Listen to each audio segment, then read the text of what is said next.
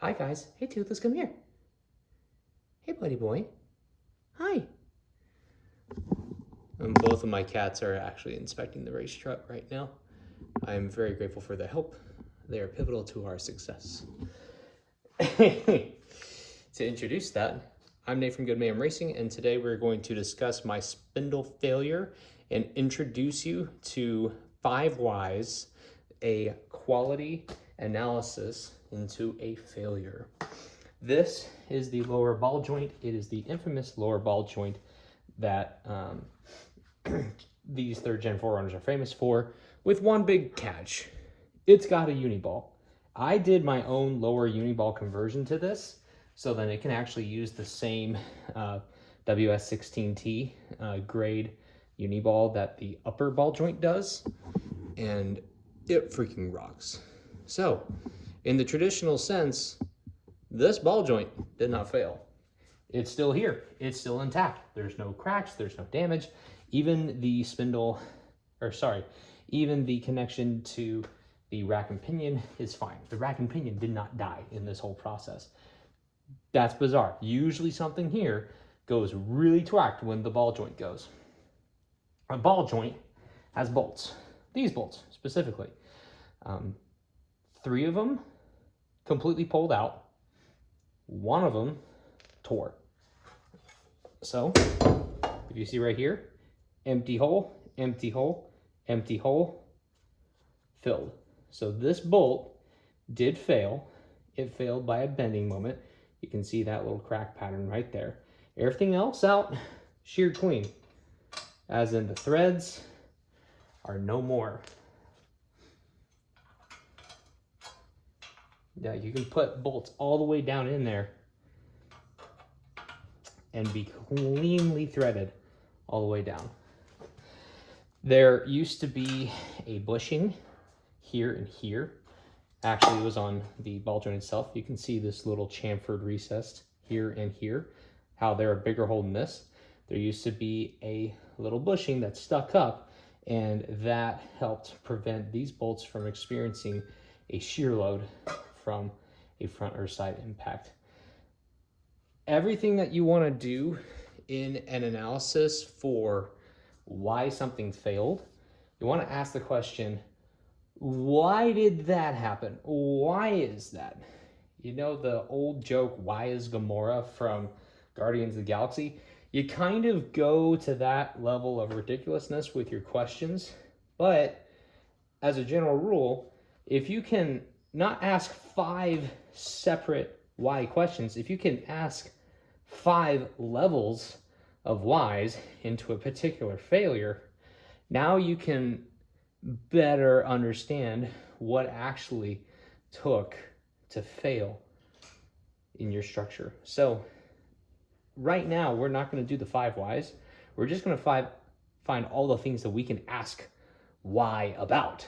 Observe and inspect the things that are not consistent, the things that are not right, the discontinuities, if you will, the indications of things going wrong.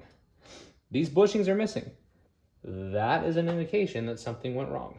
The bolts pulling out, that is an indication of things going wrong. What other things do we have? See this bright spot right here? This bright ground area?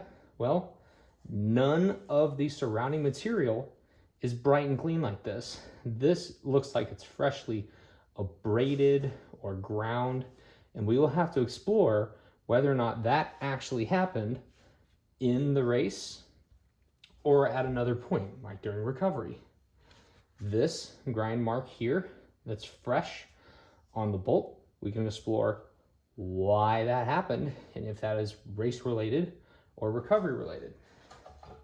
We can look on here and see any freshly clean surface versus all of the dirt and debris and ask, why is that there?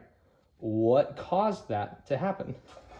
Same thing with the disc brake. If you see really closely that the disc brake actually has a groove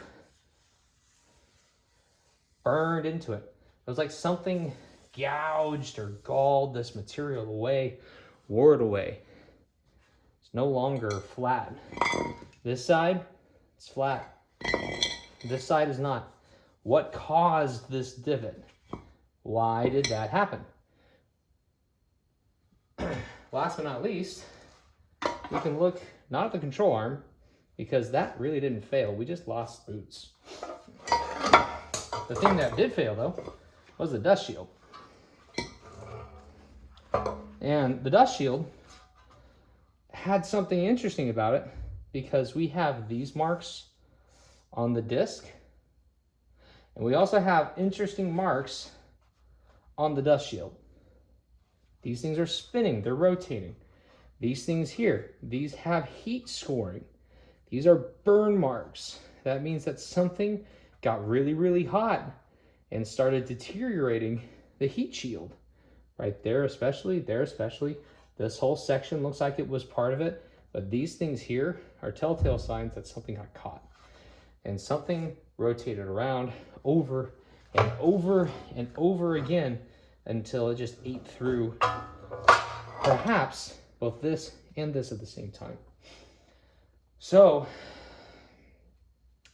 in a quality assurance program or quality engineering inspection, we would ask 5 whys, a failure analysis, 5 level of whys into everything we see. This is just the observation episode, though.